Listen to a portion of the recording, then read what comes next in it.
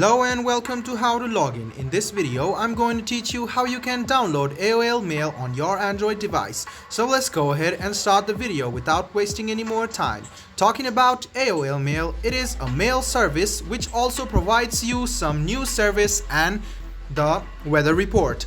And it will give you some of the latest news which is available all over the world. You can replace AOL Mail using your Gmail, or you can replace the Gmail or Yahoo Mail with your AOL Mail. So go ahead and open Play Store on your phone. After you open Play Store, go to the search bar and search for AOL. You can see AOL has appeared. It is to simplify your digital life with AOL Mail, secure and fast email, news and weather. So if you want to read more about this, go ahead and tap on About. And you can see the description and read most of the description about AOL Mail. Now go ahead and click Install, which is over here.